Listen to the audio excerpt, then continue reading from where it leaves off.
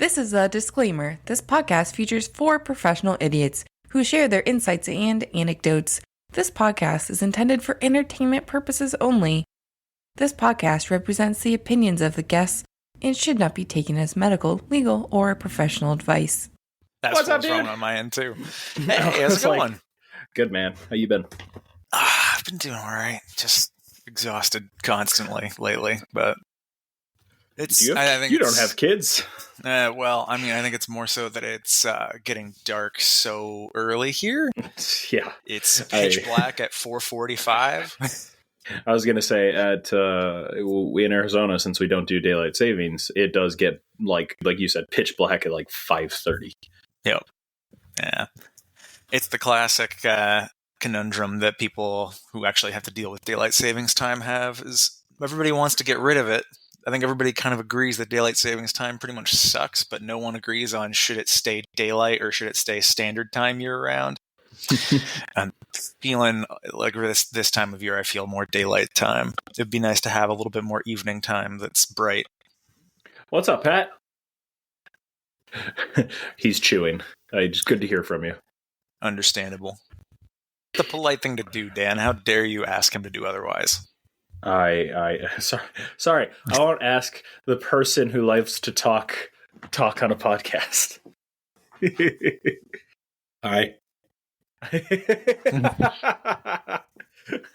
unmuted and then spoke and then muted again. Hey, I mean, the audience isn't paying for the mukbang. That costs extra. Oh, that's wow, great. what's up? Not much. Just we're doing hi. I literally haven't talked to you in a while. All of like a week and a half, yeah. I don't know. It's like a while. So because it's near Thanksgiving, not as close as I envisioned it being, the topic is going to be no thank you. What in your field, day-to-day life just makes you go, nope, no thank you. I don't want that. 'Tis the season to be grateful and appreciative, except for that bullshit. Oh, absolutely. I have a list. Yeah. I'm annoyed that we don't have another pharmacist or doctor here, but what are we going to do? What happened? We had to start. PJ he got a new job, which is great and all, but he was like, oh, I'll be available. Oh, never mind. I'm going to be training that day. And I'm like, on a Sunday? All day? 12 hours? I'm pretty sure there's like a 4-hour thing. And I don't know. Ramon is out. Ramon doesn't want to do it anymore. And I find it's getting tougher to get people. He says he just doesn't. He says he gets anxiety talking and knowing people are listening. That was what he told me. Which I partially believe, and the other part is probably he just doesn't do anything he doesn't want to do. I mean, it sounds like Ramon said no thank you. Yes.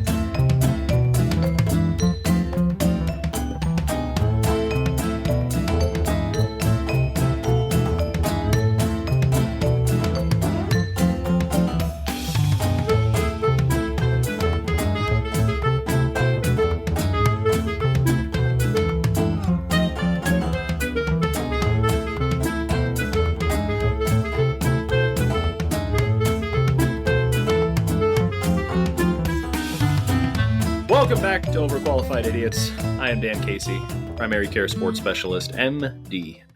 If you've ever tuned into this before, if this is your first time, this is a podcast where medicine, pharmacy, law, and rocket science, or engineering, tend to come together to talk about a given topic. I am joined today by my brother, Pat Casey, JD. Well, hello there. You never do introduce yourself the same way. Hello, Never. Ronan. That's oh my gosh. Where is your mother? You're not supposed to be here. Oh, no. Yeah, take that. Go to mama. Okay. Yeah, daddy's board games are yours now. All right, bye. Bye, yours. Yeah, okay. And that is Ronan. Guest appearance from the Ronin. Guest appearance from my son. He's Clay. I hope I get that game back intact. All right. Also joining me is Alex K. JD. Howdy. How's it going? Good, man. How are you guys doing? Both answer at once. Go. Tired. Tired. Fantastic. I slept like the dead. I know that parents don't have like a monopoly on being tired, but I do look back at when I used to think I was tired and be like, I miss those days. But you're just tired because you're working a lot, right? Is this like your busy season of the year, Alex?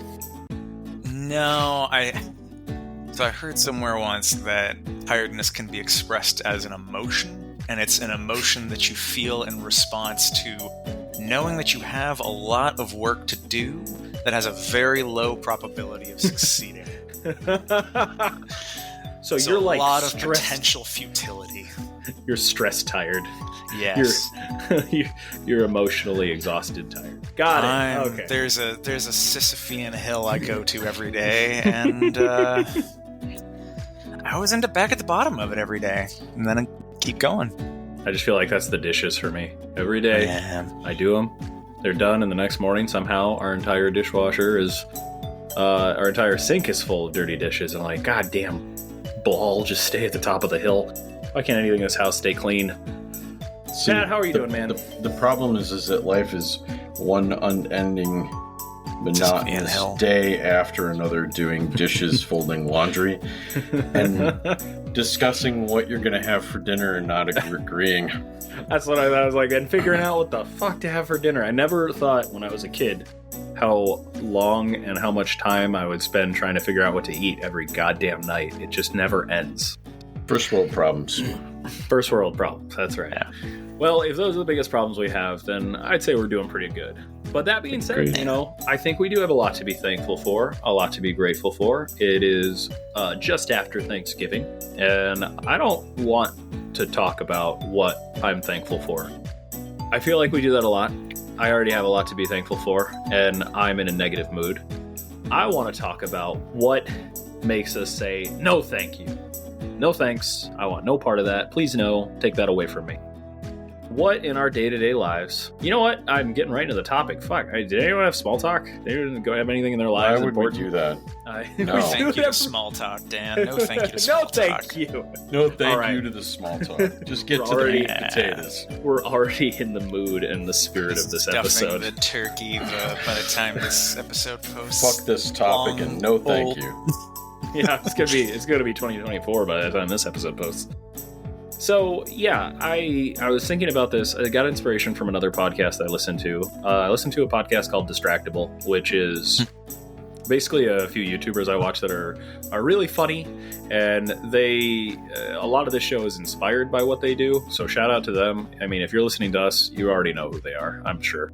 But ultimately, they had an episode that I was like, oh my God, how have we not talked about that? We've bitched about our jobs. We've talked about like the fucking that guy and, you know, the worst part of my day.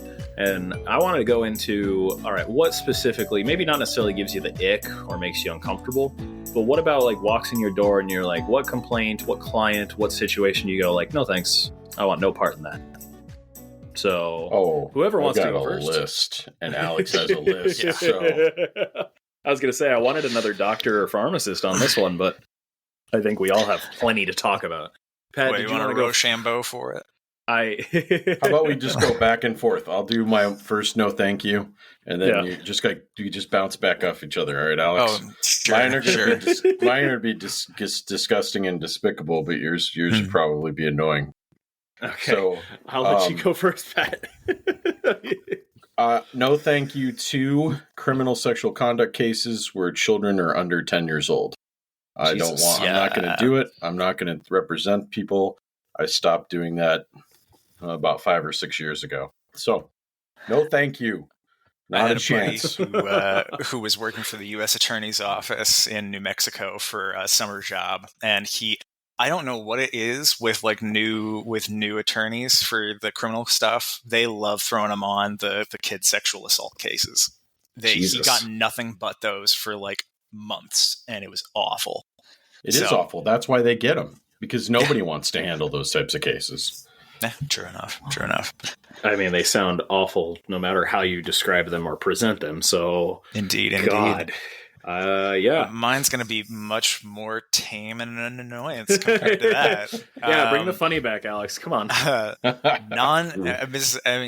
non-billable work, I guess, would be the closest general equivalent.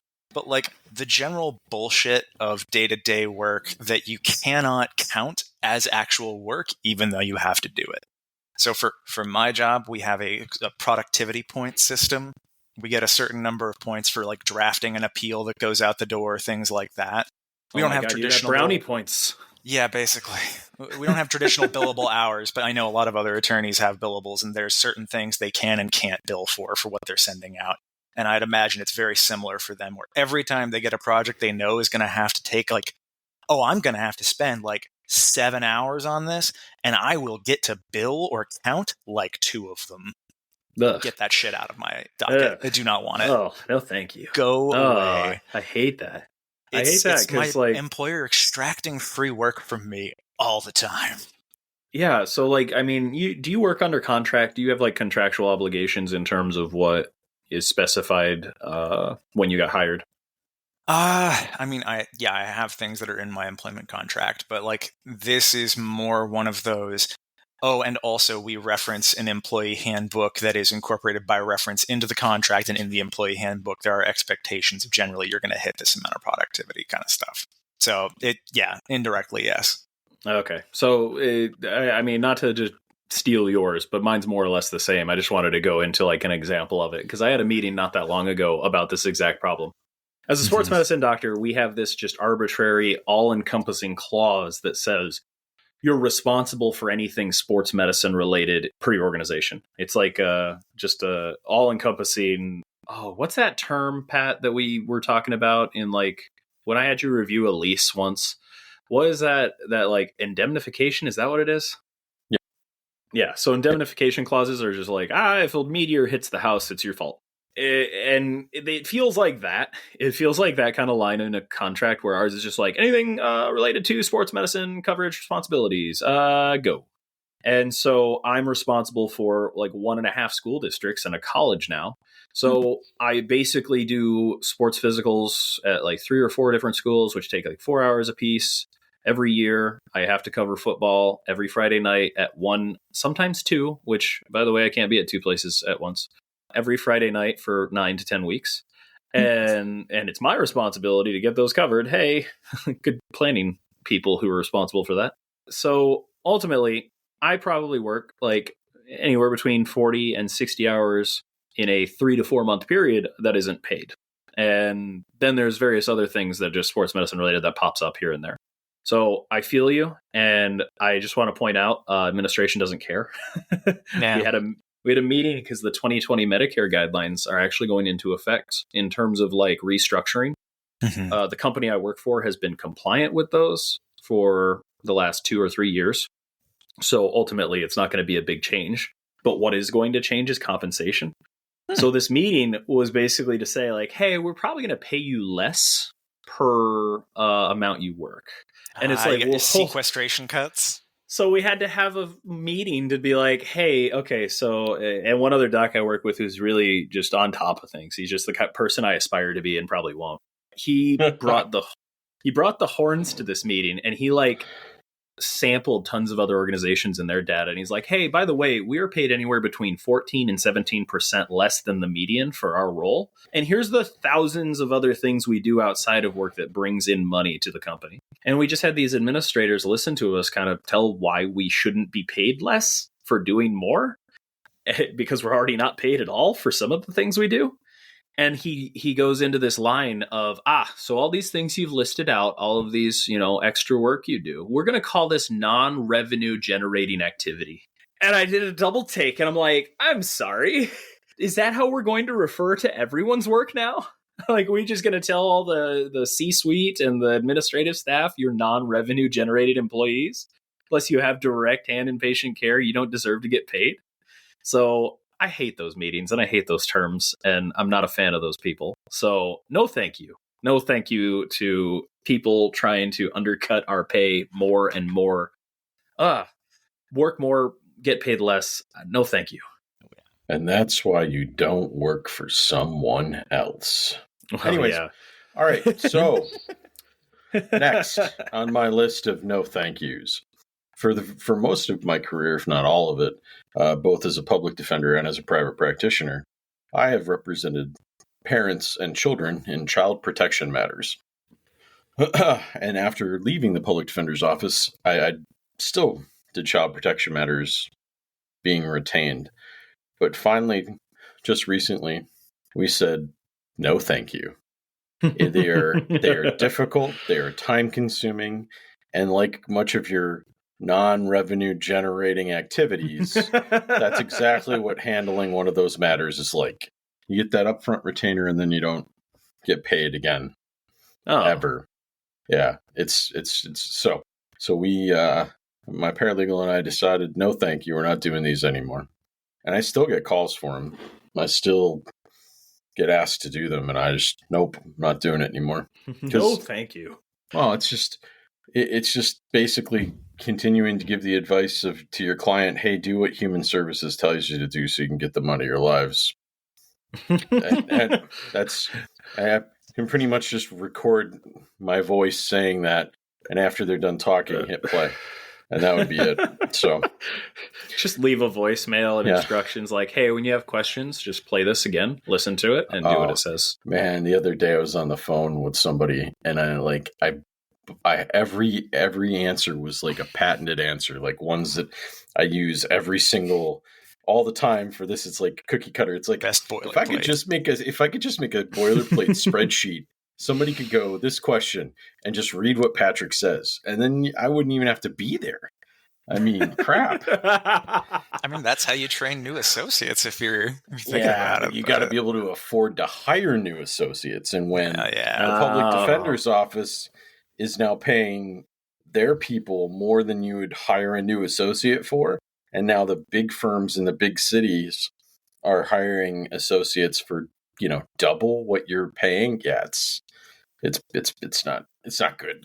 But and training someone to go work for somebody else too on top of it, essentially. Yeah. I mean, it's like being the that minor league or that major league baseball team that's truly just a minor league team. So when you were talking about just recording it and being like, just pay me that way, and I don't even need to be there, I'm like, is that what they mean when they say passive income? Just if I could do that, I've got scripts for every condition I see that I just kind of repeat, and I'm like, man, I really should just make a lecture series of these and find a way to get paid for this. Long story short, child protection matters. No, thank you. No, thank you. Understandable. Alex. All right, Alex, you're up to bat. Factually hopeless cases. What I mean by that is that sometimes you get a matter and it's like you'll get something and it'll be like, so for me, a lot of our stuff, insurance has super, super tight timelines on everything. You send in a claim, you have to have sent in your claim within a certain number of days of the service being rendered. You have to follow up on any remittance advice that you get in response to that claim within a certain deadline. Some are nicer than others. Some will give you like 90 days, 180 days even to like just respond to things, which is great. Some of them, thinking of like Aetna Better Health right off the top of my head, putting you on blast. Y'all do it. Like, I think it's like 15 business days, 3 weeks to respond to something most of the time. And usually, here's the best part, by the time one of their letters gets to us in the mail, guess how long it's been? Oh, yeah, 20, they snailed 21 days? Oh, easily. Sometimes a month. I hate that. That happens to us all the time. We just send the next level of appeal 3 days before it's supposed to even get there. That's what we have to do with them. That's what we have to do. There's nothing. It's literally, we're just taking the same form letter and just changing the top two from first to second level of appeal, because they don't read it the first time. So maybe the second time they'll actually read it. And if they actually read it the second time, how is that not actionable or punishable on their? Anyways, the law actually protects them on this. They don't. There's bullshit.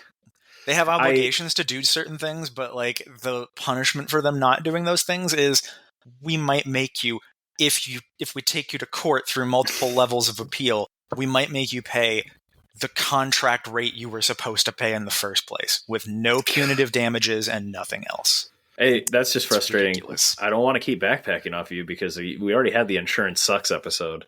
I'm going to always be the insurance sucks guy from now on. I mean, me too. God. It's my full-time job. My patients get like the expedited denial letter and they're like, your physician, and the first title is like, your physician ordered something that's not medically necessary. That's what they say. That's how they phrase it so the patient thinks it's my fault, or the patient, the doctor didn't document correctly. So automatically they've made this like adversarial, and the patient calls up and says, hey, the insurance denied it. They said you did something wrong. No, thank you. The insurance is wrong. They made a mistake because they haven't even read my note. I know because I documented it. I don't know how many times I've talked about this before, how many times I've called insurance and been like, hey, this is what my note says, and this is what I billed it under as far as a diagnosis. This should be covered.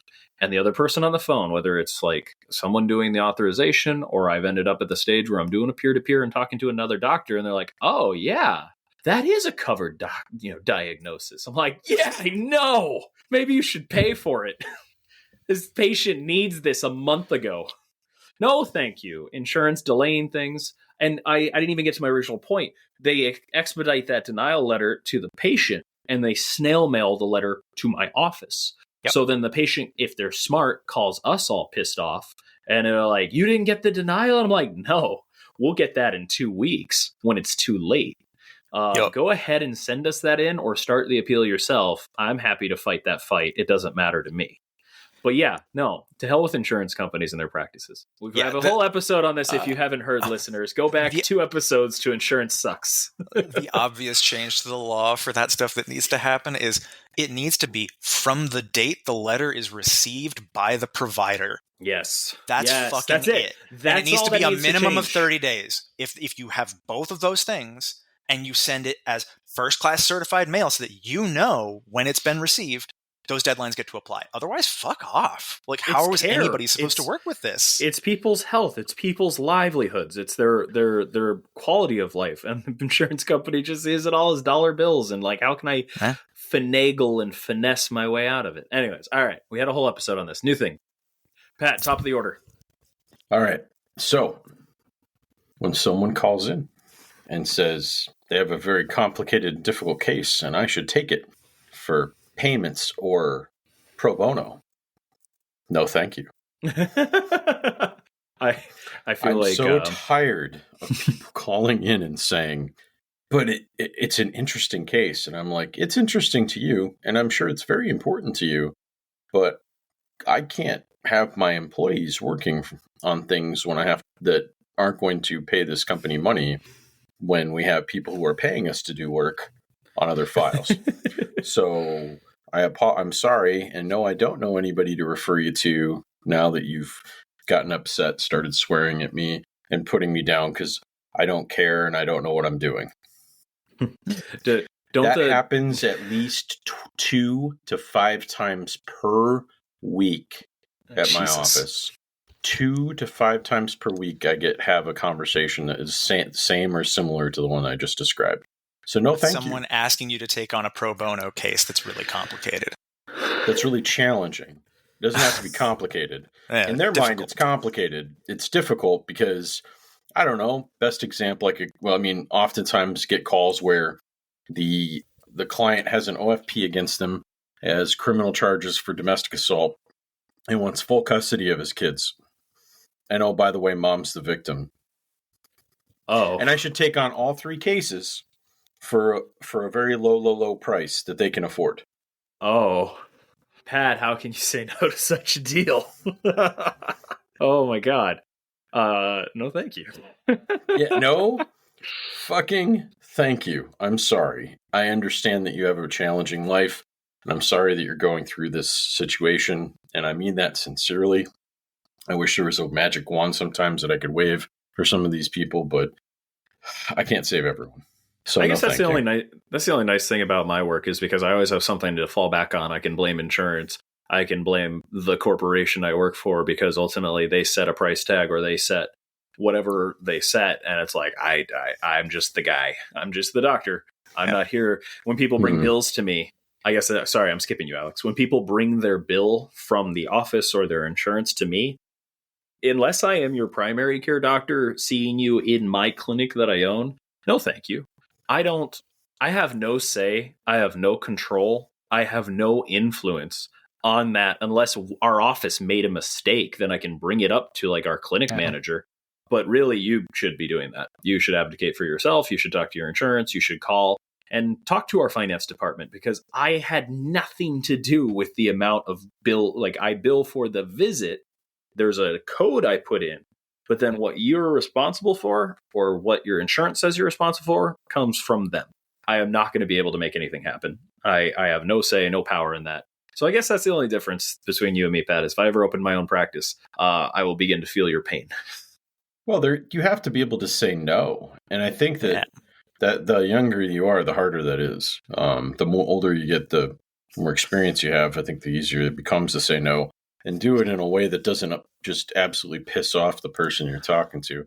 Although still, no matter how they much, still get pissed off. I mean, unless no matter how soft the language, no matter how nice you are, Patrick, some people are just completely pissed off all the time. So unless the person who's deciding the business arrangements or the business contracts decides they're too desperate for business to say no, and that's when you run into my problem of exactly. No, thank you. Mission creep. I call it this rolls downhill. Yes, that's a fun one.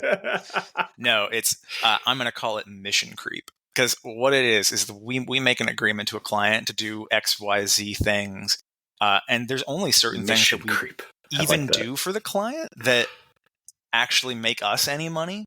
So we do a bunch of free work for the clients, I recently found out, including like write-offs and like certain like tax and accounting things that we just offer as like a side thing for free for some reason. I do not understand this. And then on top of that, when we already have like folks, expectations for that this is a bad business model. If you're good at something, never do it for free. And I can't believe a law firm is doing something for free. But anyways, a lot of things for free, like a ton for free. So there's all of that side of it. And then when the shit rolls down to me, a lot of it is basically client counseling, for lack of a better way to put it. They're very, very concerned and just want to know every little thing, and they want constant communication. And they just want us to make a follow-up or a contact about every case every 2 weeks. Point 2. And it's, okay, so you want me to go into your hospital system, for which I need a separate set of credentials that you need to get for me, and then you're going to hold off on that and cause a bunch of problems. And then I have to go in and I have to record for every single fucking patient matter that I'm filing an appeal for. I have to record every little thing I do, including when I call and nothing's going fucking on with your case. I have to do that for like 90 to 100 client matters a week. You know how you deter that? You bill them for that. If you bill them for that, they won't bother you until you have something to actually tell them. But the problem is that the people at the top make their money from not having to do that work. And it's just a little bit of extra work per account. So from their perspective, they're thinking, well, it's just a small additional burden to put on our attorneys and paralegals. It's not that big of a deal per account. So we'll just give it to them. And we don't need to pay them any extra for the time. We don't need to give them any productivity time for that work. We're just going to expand the amount of work that it is for nothing. I was about to say, you sound like an expensive, overpaid secretary, but you're not getting paid, so... For that hours, for those hours. I'd like you to log every call, every text, every email you send updating, as well as doing that. Oh my God. That's my next one, I guess. I don't know if I'm in line, but whatever. Voluntold work. Where you're like, hey, you're going to go cover this volunteer event and provide free medical coverage. Don't worry, your medical malpractice applies to it. That's fine. I'm like, oh, okay, cool. I can't get sued, probably. But you have to do it, and you're not getting paid for it. Those are few and far between. I mean, you could count my like sports physicals as that, but I take care of the district, so there's free advertising and presence there. Like that still has benefits, but like just going to an event and having to do stuff, voluntold work. You get to feel good. You're making a difference. I'm like, I'm making a difference in my office too. Anyways, all right, Pat, top of the order. I don't know. I mean, there's so many things that I get to say no thank you to just by virtue of being the boss. That it sounds like you guys don't get you guys don't get to, but I mean you bear the burden of the brunt of bad things if they do go poorly. So I would say at this point, dealing with medical malpractice claims from my former partner, who is no longer with us is a no thank you, but still something I have to deal with, unfortunately. So No longer with you? Like as in with the business? with the business or on the planet too. So Oh shit. Oh, yikes. yeah. So I'm that's sorry. a no thank you. That's a no thank you. That's a super challenge that I'd like to not have to do, but have to do. I don't have a lot more than what I was just going over as far as no thank you. I already have the ability to like long-term no thank you to a lot of things. Mm-hmm. Well, what do you guys say no don't. thank you to? What other things on your list do you like? Nah, I don't want to do that. That's got to be nice. I don't what's want that like? I don't want to do that. I don't have to stay late. I don't have to work weekends. No, thank you. I mean, I'm the boss. Those are situations where I work when I absolutely need to. I work extra when I need to. I don't have anybody looking over my shoulder telling me I got to work so many hours or bill so much time or make so much money. I mean, I do make a considerable amount of money, but those are the pressures I put on myself. Nobody else does. So I have that. It's 2:30. I'm gonna go pick up Willow, and I'll see you tomorrow. pick up my daughter from school, and I'll see you tomorrow. That's nice. Thank you to long hours, but yeah, 11 o'clock rolls around. I'm like, I don't have anything on my calendar this afternoon. I'm just gonna go home and play video games. See ya. Yeah. I don't say that, but I mean, I'm gonna work from home. I'll be on my couch. classic. Playing Fortnite, waiting on a phone call. Mm-hmm. Yeah, working. Yeah, I like it. Waiting for my next, phone conference I need to take. Yep. I guess I'll steal a term you coined there, Alex. Like I just call it like administrator creep, which is just that I have agreed to work a certain amount. I have worked with my clinic manager out my schedule, and we said this is what I'm going to do. These are the number of patients I'm going to see, and this is the productivity I'm going to hit. And I don't want to work Fridays.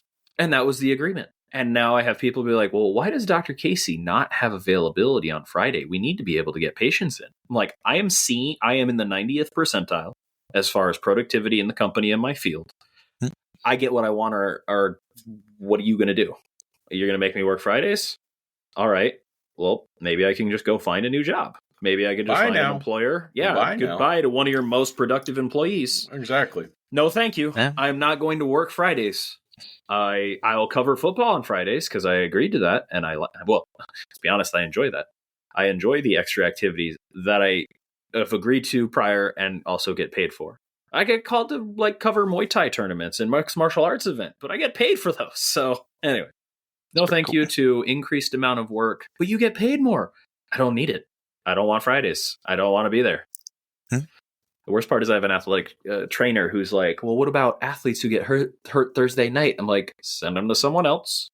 And if it's not emergent, ER. If it's urgent, Monday. I don't know. There's nothing I've seen that ever needs to be looked at like the next day as far as a sports injury that didn't need to go to the ER first. Fair enough. All right, Alex, you're up to bat. Oh, I've still got several good ones. I'm going to go with phone calls to insurance. Ugh. Yeah, I don't second that. I swear to God, I think they do it by design to make it as miserable as possible. A lot. I'm pretty sure they do, because one of my favorite things is that they always have the worst hold music. It's no, thank you. Unconscionable. It'd probably be against the Geneva Convention.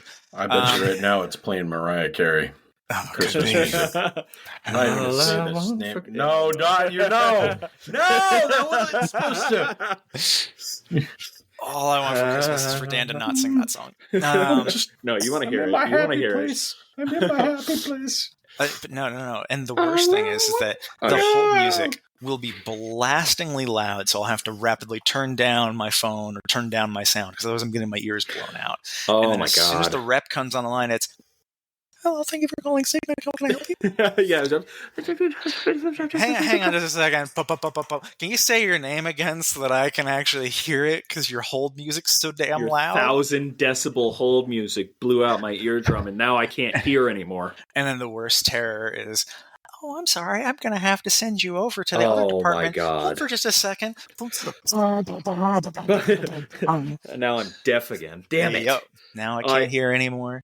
And no thank you to the incorrect transfers that happen, because then they find out I'm a doctor and they really don't want to talk to me anymore. Oh dude, my God, I can't tell you. Don't you're a tell physician? them that we're attorneys. Let me go ahead and send you to this other person. And then they're like, why did they send you to us? We're this department. We don't do this. I'm like, they just clicked a button. I know it. This is bullshit. They just sent me to a random person. I know they did. No, if you're an attorney and you tell them that you're an attorney, they will basically stop everything, go to a supervisor. This is probably all smart on their part to some degree, then come back and say, all right, we're going to need you to submit this, this, and this form, these powers of attorney, these other documents, in order for us to talk to you about this any further. They are lying to us. They don't have to do that. There's a lot of patient information we would only have access to if we had a power of attorney, and a lot of their HIPAA compliance information is designed, like the questions they ask is designed to suss out whether or not you are supposed to have access to that information in the first place. Also, our clients give us these open power of attorneys and all of these things that we're supposed to have in order to make these calls. So, like, we're allowed to do it. But if we reveal we're an attorney, they fucking lie to you and just say, no, we need this. We have to have this. We couldn't possibly talk to you about this otherwise. And then if I just say, I'm an account manager. It's true. I am registered. I am registered with each of the hospitals that we work with, who I have credentials with, as an account manager with that hospital. It just so happens I'm also a vendor who's an attorney. I've never tried the strategy. It's bad. Yeah, I've never tried the strategy of like calling me like, yes, I am a representative of Dr. Casey's clinic, which is true. I am a representative of myself. Then they always ask like, what is your full name? And I'm like, Daniel Casey. Like, wait, Dr. Casey? I'm like, yeah. I'm like, oh, let me transfer you to the right person. Like, oh, God damn it. Just fucking talk to me. Fine. Anyways. No thank you to Calling Insurance. I can't agree more. Mm-hmm. What do I have? I got another one. I had one that I lost because I got frustrated in the moment and reliving that anger. Oh, okay. I got one. This one, patients aren't going to like this, so I don't care. Sorry, patients. Yeah, sorry in advance, but not sorry. No thank you to patients that come into me with other complaints. Not like, oh, you're a sports doctor. Can you also look at my knee? If I have time. If not, you're going to have to schedule another appointment. And we can get imaging and we can go from there. A lot of people don't like that. I take care of an older population. And like Pat said, when you don't have as much time left, you tend to value your time more. So I know that's not what you said, but it's kind of close. So patients want to. Like I'm dying, man. I mean, you made it sound like death is imminent. I must get every ounce out of life left. That's when you're young and you've got time and you're more generous with your time. You think you got as your time dwindles, yes. You become more. But no, okay. I will say this: no, thank you to the person that's like, "Hey, I was referred to you for my shoulder. That's better. Can we look at my neck, my elbow, my wrist, my right hip, and my left knee?" And I'm like, "No, we can talk about your shoulder or one of those other joints, but I'm not seeing you for 5 things. No, thank you. My time's valuable, and there are 32 other people I need to see that day. What? Why can't you see me for that? Did you not? There's 32 other people here. You're not cutting into my time. You are, but I'm going to say you're not. You're cutting into their time, and I'm not going to let you do that. Patients don't like that. Patients don't respond well to that, but they also are the type of person who think they can walk into a doctor's office and do whatever they want. Every patient there matters the most important matter. Yeah, everyone's the protagonist of the universe. I get it. This isn't Good Burger. I'm sorry. This isn't the customer's way. You're a client, not a customer per se. So, but getting back, God, I got off tangent to another no thank you. The original no thank you is when patients come to me and they go, oh, can you look at this rash on my grundle? My PCP said it's this, but I wanted a second opinion. And I'm like, no, I'm not a dermatologist. Ask for a derm referral if you want a second opinion, or go to another doctor who isn't a sports doctor. I'm not here to do that. Hey, I have this. Dan, then why do you keep asking to check my grundle? I don't understand. That's different, buddy. Those are different reasons. Okay. No, I'll give you a good example of this because I don't know where this went, guys. But Alex, let's got off the rails. We're not allowed to talk about that on the podcast. Let's go. Talking about it in front of your brothers so much better. It's a good thing Sean's not here. I'm pretty sure he's still convinced my wife and child are a cover for. Anyways, where was I going with that? Oh, Grundles, right. So the most recent example, the most egregious I've probably had in all my years of practice, is a patient coming to me and being like, "Hey, can you look at my chart and bring up the MRI of my head I had?" I'm like, I mean, I can, but why? Yeah, I was diagnosed with a brain tumor. I was wondering if you could take a look. I was wondering if you could give me your opinion. And there's very few instances where I'm just going to flat out and say no. But that's one of them. I'm like, you came to a sports doctor and you want me to evaluate your brain tumor? And I like to think I handled that situation with tact and professionalism and probably to the best of my ability. But I really did Match have cut to to Dan throwing the person bodily out of his office. But it's one of those things. It's like something out of The Office. Like if you cut to my face, I would have definitely stared at the camera, like with the Jim face. But when the way our office is set up, there's like the table. There's a counter with computer on it, so I can bring up X-rays and bring up records and whatnot and go through them. And very rarely, I usually have it set up so I can like face the patient while I'm working on the computer, because it's rude to be on like having someone talk to you with your back turned to them. This was one of those instances I just immediately like wheeled my chair around and like I'm making faces at the computer, typing, trying to like, all right, I'm going to put in the billing right now and make use of this time while I tell this person no to this absolutely ridiculous off the wall ask. No. So, damn it. God, I know we're all doctors. We all went to med school, but like you're coming to me for a reason. You don't go to your mechanic of your car and ask them questions about, your house's plumbing. You just don't. I don't know why this is the only field where this happens. I don't know. Does that happen to you guys? Because no, thank you. I don't want to. I'm not even going to offer an opinion because that is so outside of the realm of acceptable and appropriate.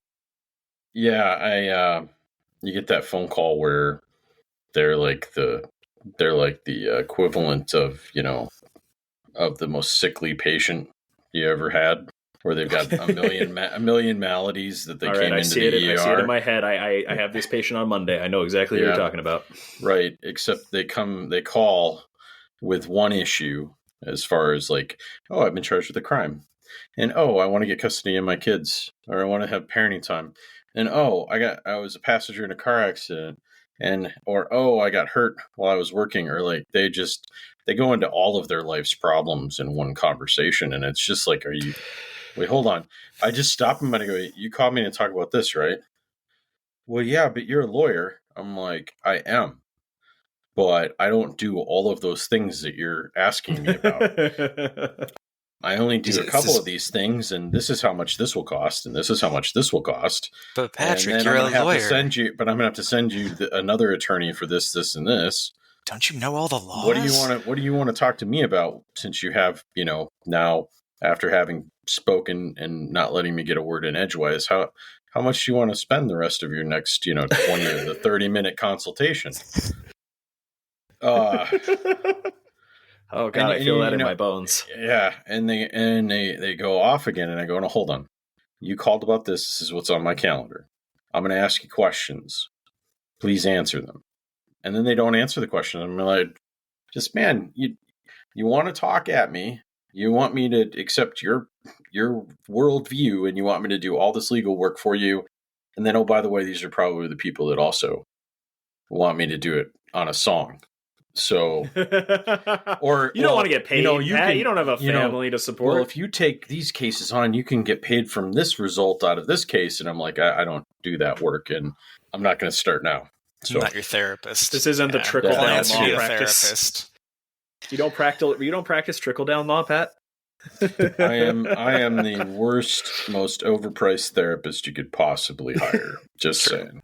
Oh God, no, thank you. That happens to me a lot, and I respect and I understand that people have psychiatric conditions. If your anxiety is out of control and you have difficulty articulating basic thoughts, you probably want to get that under control before you see other healthcare professionals. I say this as a you statement, but the people I'm talking to probably didn't hear what I said anyways. So I'll give you an example. I had a patient, this was 2 weeks ago, who came in, and this is a real conversation. I still remember it incredibly well. No thank you to all of this conversation, by the way. So they come in for hip pain. They're here for a reported hip pain. The conversation starts with, "Hi, I'm so glad you're here. I wanted to talk to you about my back. So I've been having this back pain for about 2 years, and it's been coming and going, and it's getting worse. And sometimes my shoulder hurts, and I've been having diarrhea the last week. So yeah, my back is really bothering me. And also I've been having this like upper stomach pain, and then I was short of breath yesterday. Do you think all this is related?" "Oh, so I'm Dr. Casey. Are you so and so?" "Yeah, but do you think about like the diarrhea and the shortness of breath? Do you think it's related to my back pain?" "Okay. Are you here for hip pain?" uh, "Were you scheduled for your hip or your back? Because those two go together. So they trick me. Sometimes hip pain is referred back pain. I don't know." And I can't recall the rest of the conversation because at that point I just had to start pulling up the computer because I'm doing veterinary medicine at that point. I have a patient that can't tell me what the hell is wrong with them. I can't ask basic questions without getting a diatribe of just like verbal diarrhea about every other symptom they've had in the last 2 years. And is it related? That was the phrase of the day. You think that's related? Maybe. That's all I can say until I get fucking factual information in front of me. "Well, let's do an exam." "Well, hold on. I have more questions." "No, you fucking don't. No, you don't. I know you do, but you can ask them while I do an exam." God damn it. No, thank you. Alex, you go. Inaccurately labeled matters. And what I mean by that Jesus. specifically is... Did mine tip you off? Yeah, 100%. It's very similar. But Did no, mine like, tip you off? Dad joke of the day. Get out of here. Sorry. No. Sorry. We obviously, Dan, you're familiar. There's a lot of different kinds of denials that insurance can throw at you. Oh God, yes. My favorite thing, by which I mean my least favorite thing, is when a matter shows up in our docketing system. And we have some algorithms and things like that check some of these and do a little bit of sorting, but sometimes they're really bad at it. And they think it's one type of denial, and it's really not. So you filed this form. You needed to file this one. What the fuck is this? The DMV? No, it's the hospital's end. It's frankly our end as well. We need to have like a manual or other sorting system, and we just don't for some reason. It's a little weird. Be really nice to like have people specialize and be siloed off in some way, but instead we just all get like a little bit of fucking everything apparently. But no, like you'll get a matter. It's labeled, "Oh, this is a medical necessity appeal," or it's an inpatient appeal. So there are inpatient days being denied, right? Yeah. Pull up the remittance advice, and it's like, yeah, there's inpatient days denied because somebody didn't send an itemized bill. This is just a billing problem, guys. I didn't need to write an appeal for this. No one did. And I send it with an itemized bill. But it took me an extra 15 minutes to figure it out because someone labeled it a medical necessity problem. That's okay. You didn't need to get paid for that 15 minutes anyways. Yeah, well, I mean, that's the best part is that I'm not paid for any non-appeal work, or I don't get to bill for any non-appeal time work. So sending that itemized bill still took me 20 minutes to put all the documents together and put a little letter saying, "Hey, here's this thing you asked for." I get no credit for it. It's great. Yeah, I just hate denials that are wrong. Yeah, that too. I hate denials that are like, patient's MRI is denied because they had an MRI this year of the same body part. I'm like, first off, let's say you're right. Let's say that's true. It's been 8 months. They could have a new injury or trauma. Just read my goddamn note. Second off, no, the fuck they didn't. We went through the patient. We went through every imaging, every medical record we have access to. They've never had an MRI. Ever. Anyway, sorry, separate problem. Pat, you go before I lose my mind. Getting more angry. Well, the best thing is when we sign up a new case and we file our documents and we request a new hearing because we have a conflict and the judge grants the continuance, and then court admin sets a date without consulting us or sending us notice, and we find out like a day or two before the hearing because we do regular checks, calendar checks. No, thank you. Court admin, just send out a damn notice. Do your job. Please and thank you. No thank you to not doing your job. I mean, they don't even actually have to send notice in the mail anymore. They can just do it electronically. So they just do a notice of hearing and they push, buttons. It's not complicated. But Pat, that's easy and makes sense. But the key component actually isn't just the fact that they didn't send us notice, but they didn't consult us, so that we just told them we're not available on the date of the hearing.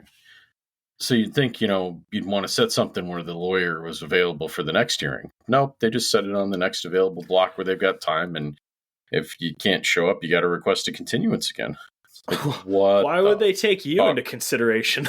No, it's the larger counties and the smaller counties. That's what it is. I would say it's counties absurd. And small counties. But I get it, because I got patients who ask for appointments on Fridays, and it's like, I'm not here. Well, why not? Because I'm with my family. Oh, how old's your son? He's 2. Oh, well, he's not going to remember. Motherfucker, I am. Yeah, that's a real comment. That was once. It only happened once. It happened once, but it still burns me up. No, thank you. You don't get to tell me how I spend my free time. You are a patient here for my expertise and opinion. I don't know why you think you can tell me I don't need to spend time. God, that one boils me up. Balls. To tell someone they don't need to spend time with their son because they need to address their problem on a Friday you're not here. Yeah, that happened. Okay. Sorry. This episode's apparently pissed off Dan. That sounds like that person wasn't hugged enough and wants to inflict it on someone else. Oh, no, it's just the untreated psychiatric conditions. That's all, man. Everybody's trauma manifests somehow, and therapy wasn't available to people 70 and over, apparently. I swear to God, severe and persistent untreated mental health is the biggest problem we have in this country, and I don't want to derail this entire podcast, but yes. No, thank you. Dealing with people with borderline personality disorder that's untreated? No, yes, thank you. I agree. That's a no thank you. Yep. Because the first day they see me, I'm the best doctor they've ever met. I am the best professional. Oh my God, they've never met a doctor like me. Until you tell them no. Until you tell them no. Then you're the worst. Or disagree with them. Yes. Or disagree. Heaven forbid. You can explain to them why they're wrong, but it doesn't matter. Anyways, okay. We're getting close to time, and I'm losing my mind. So... You had it. I'm keeping it pretty mostly. To take a break from all the negativity, do we want to do a thank you, something we're thankful for from our jobs to kind of like... I thought about that before swing it back the other way, a little bit of a palate cleanser. And that one's easy for me. I know exactly what I'm thankful for. Let everyone on the podcast who's listening that we're not just bitter, ungrateful, angry people, even though that's exactly how I sound. Ooh. Bitter, yes. Ungrateful? No. Man. Bitter. Yep. You are getting older. I guess that does make sense. It kind of goes hand in hand, right, Pat? Yeah. Fuck you. All right, let's go down the list. Let's say it's in the spirit of Thanksgiving, which just happened. What are we thankful for? What are we happy about? In our jobs, right? I mean, it can be jobs. It can be work life. It can be work-life balance. I think it should be at least tangentially related to work, since that's the idea behind the really podcast. Easy. The people I work with. Period. Yeah. Don't have to go any further than that.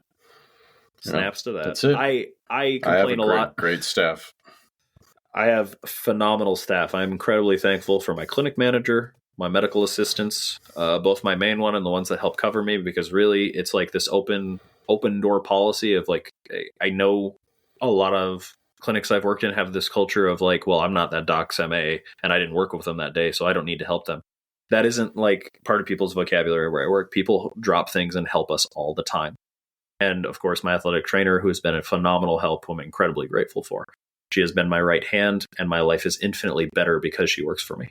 And she makes my job much, much easier. So I want to backpack on that because you beat me to it. That's the nice thing about going top of the order is you guys get to say the good ones, and then I just copy you. Sounds like going second's easier than Dan. Really? Yeah. You're right. Never mind. All right, Alex, you go before I put my foot in my mouth again. I mean, obviously, I also appreciate a lot of the people I work with. A lot of our paralegals are pretty great. But just so that I'm not a copycat, no ideas of my own kind of person like the host of this podcast. Well, fine. I'm going next time. Go. No. It's fine. Whoa.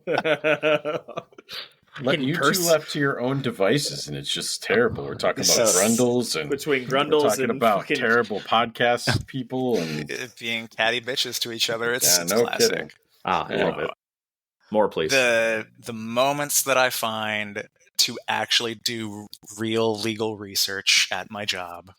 That's the stuff that I actually enjoy doing. And so when I find an excuse to actually do it, it's lovely. 4 to 5 minutes a week. Good for you. Yeah. They say, well, I mean, more like a few hours that I'm really not supposed to spend that way and find some way to get around. But I mean, they say I like found lots of really great things that have been useful, but that's good. Yeah, man. Doesn't count for anything. But they say like 80% of your work comes from like 20% of your problem children, but I also feel like the flip end of that is like 80% of your job satisfaction comes from like 20% of the people you actually help, and I find those ratios are pretty accurate. At least that's how I feel in my practice. So like 20% of the people are very reasonable, very grateful, very appreciative, and I'm incredibly thankful for those people. They make my job worth doing, and I love what I do. I will give one shout out to who I work for. I'm not gonna say. But a lot of my gripes that I've had, in terms of the context of like my company, is more just gripes I have with corporate medicine and practicing corporate medicine in a modern age. The corporation I actually work for is one of the better ones. And I actually am very thankful because I get to do a lot of things I want to do simply because I want to do them because the company allows me to. And there are other places that are like, oh, well, we could maybe consider that in 2 years. No, it was like, my clinic manager's great. She's like, yeah, let me run that by my higher up and we'll make it happen tomorrow. I'm like, fucking what? Okay, cool. Nice. So, all right. Anybody else got anything they're grateful for? I kind of said a couple. I mean, I love my kids, my wife. Snaps. I have a great life. I have nothing to be unhappy about or upset about. Everything is great. Loving, supportive wives are always nice. Mm-hmm. I am thankful for my family. I'm thankful for what I get to do and the support. I'm grateful I actually am married to someone who works in my field as well. I think people say that like doctors shouldn't marry doctors, but like, God, we get to bitch about the same things and completely understand each other. Every day we come home from work and there's probably like a 15-minute cathartic bitch session where we're like, all right, who'd you see that was really messed up today? Like, and I hope, listeners, I hope your other doctors don't have that, but we do. If you're spending any ounce of time wondering if they're bitching about you, odds are probably not, because the people if they don't have that, Dan, they're just drinking it away. They're having that. They're going to therapy with Jack and Jim. That 2 fingers of scotch, and they're going to forget that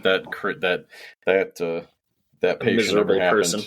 Yeah, they say that attorneys have a substance abuse problem. I say, I agree.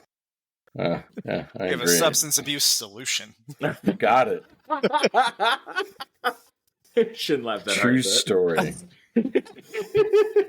Oh, we should not joke about professional alcoholism. It's a very serious problem. We should not joke about that. Mm-mm. Yeah, all jokes have some truth. The podcast, all good jokes have some truth. And they cut it. No, I've got one more. No, thank you. And I have a deep question associated with it, Dan. I have to know the answer to it. Okay, Who takes those fucking terrifying pictures that show up in medical records sometimes? Who does it?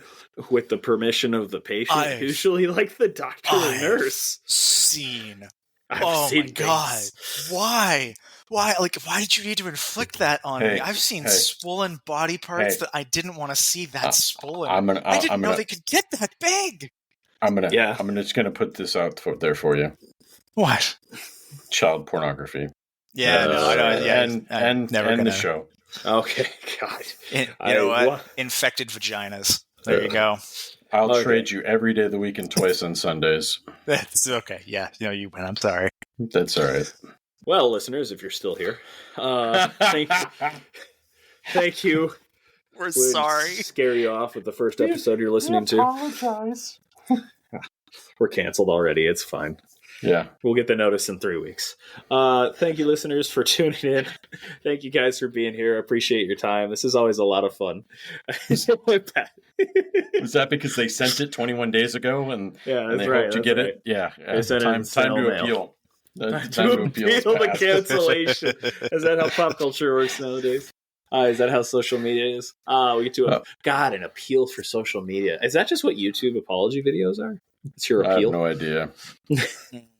I don't ever go on social media to apologize. Shut up! Follow us on... interrupt you one more time? Shut up! Let me end this fucking misery. Follow us on all social media, Facebook, YouTube's.